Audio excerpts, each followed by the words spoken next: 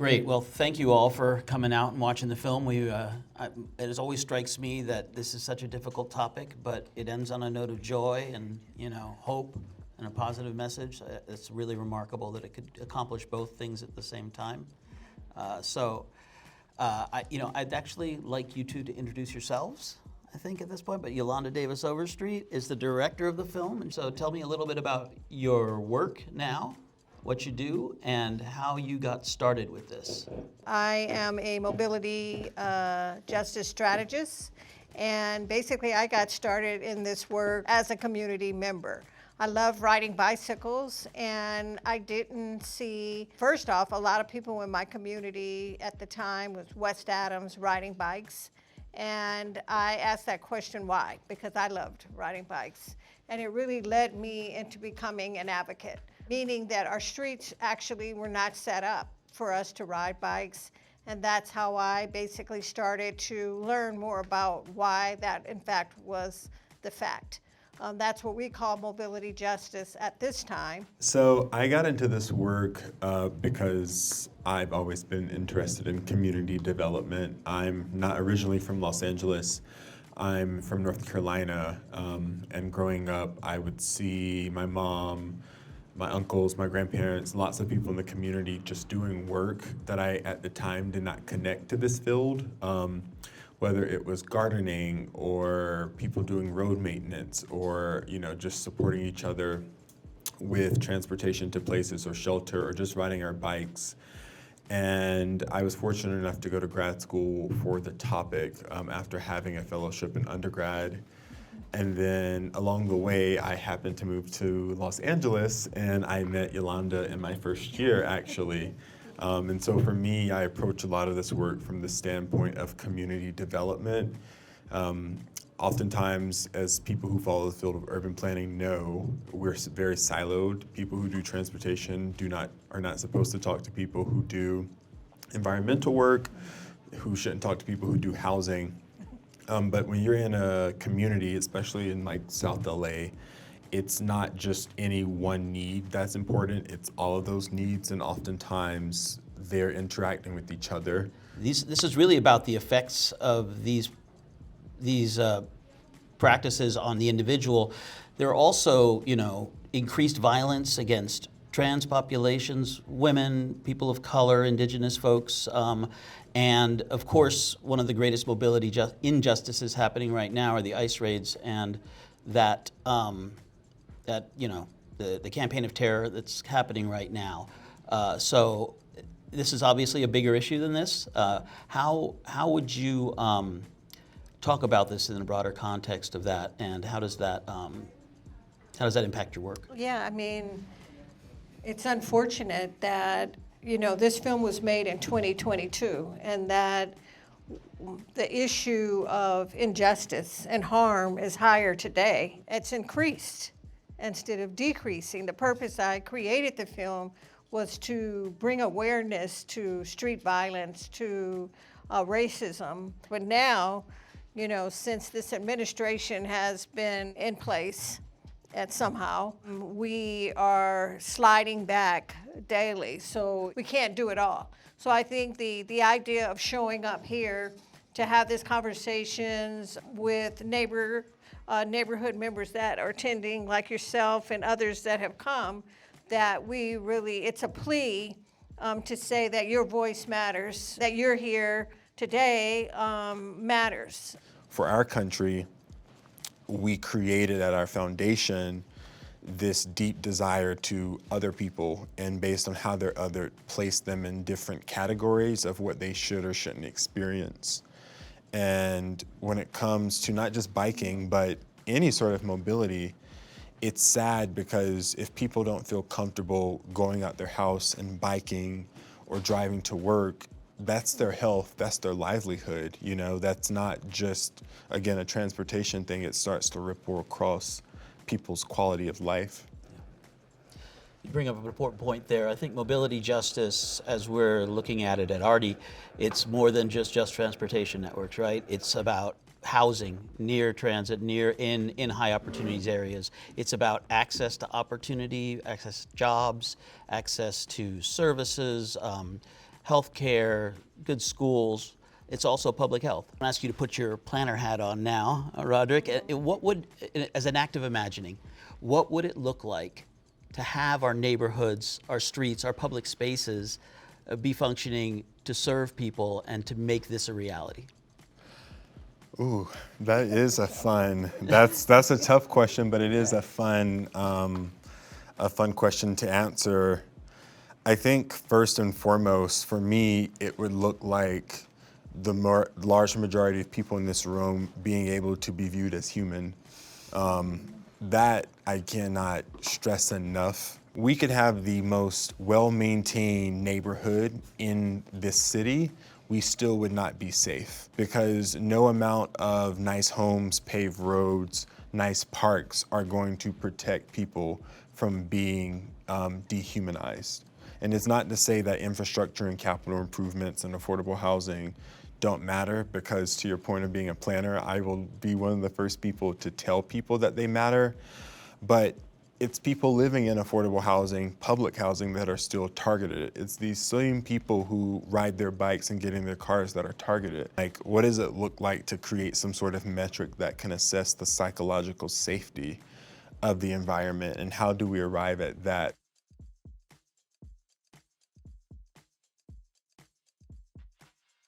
So I imagine young people in particular being able to have that experience again, to get outdoors. And I think biking and parks and outdoors play such a big role in building that resilience and that hope for them as they go through life.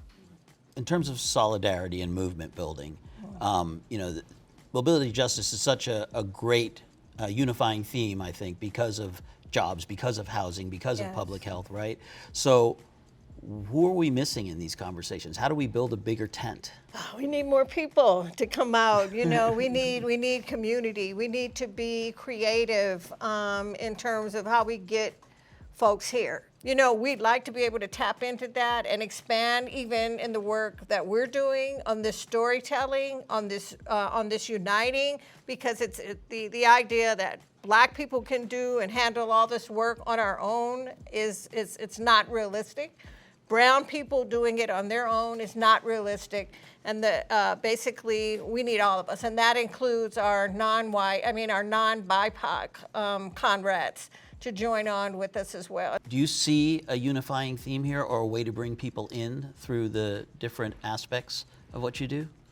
Yeah, I would say that, one, echoing a lot of what Yolanda said, when I think about bringing people in, it's different types of people, right? This process involves lots of different stakeholders, and all people have different interests, to your point. Planning touches everything, because when you plan a community, you can't talk about that in a vacuum. You have to talk about it in the context of the world that it exists. When you're building a new community, you have to think about how many people are living in that community, and based on the amount of people, what they need in terms of transportation or police or firefighters or school teachers. Like, there's a lot that goes, even the amount of acres that they should have, right? And I think for me, I think a lot about what does it mean to move the legislative body and the executive branch folks, right? Like government administrators and board of supervisors or city council members, because as much as we have to rally the people in the streets, that has to translate into a legislative agenda that can be passed and implemented by each department. We owe it to ourselves to figure out how to always center her voice and the voice of the people she's working with in our legislative process, no matter how packed the agenda might be for the meeting. One thing I like to talk about, Yolanda, is I went on one of your community bike rides down to Adams, and we stopped at an intersection where there was painted crosswalks and road diets and special infrastructure there to protect that one intersection, right? Yeah. And there was another one down the road, and what you said was that every time you see one of these crosswalks, it's a monument to somebody who died. Yeah. Somebody had to die at that intersection for that to happen there. And the next intersection, though, nobody's died there yet. So we don't see that, right? It's not there. So what do you need from government, right? What does government need to do? How can government be accountable and responsible for its investments and how it protects people? And I mean, that's a tough question because I think it's not just government, that has to do something. It's all of us that has to do something. Government needs to fund, I would say, if anything. They're the funding aspect of it, more education in terms of hiring community-based or contracting community-based organizations to go out and do the work and to actually, be able to connect with the very community constituents. Because a lot of education has to be done on those crosswalks.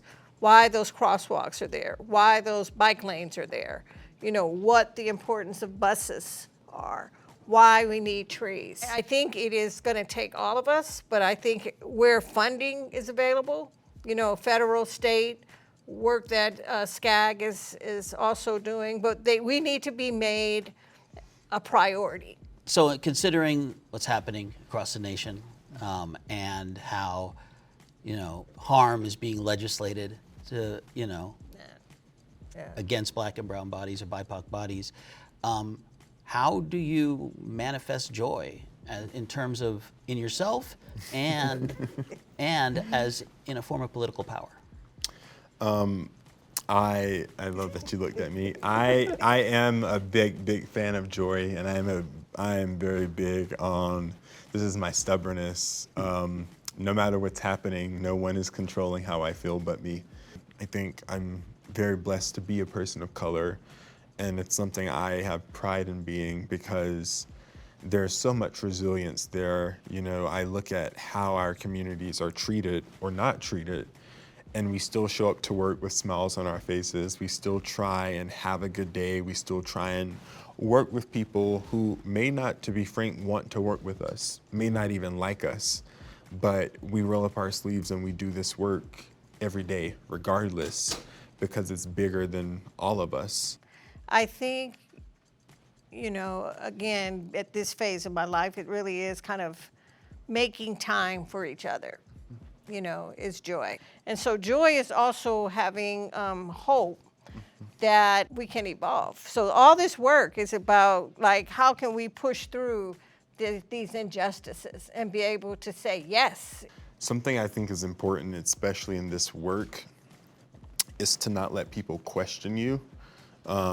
It's so easy when we're questioned for our joy to be taken, and you were saying why you care, but I like to ask people, why do you not care?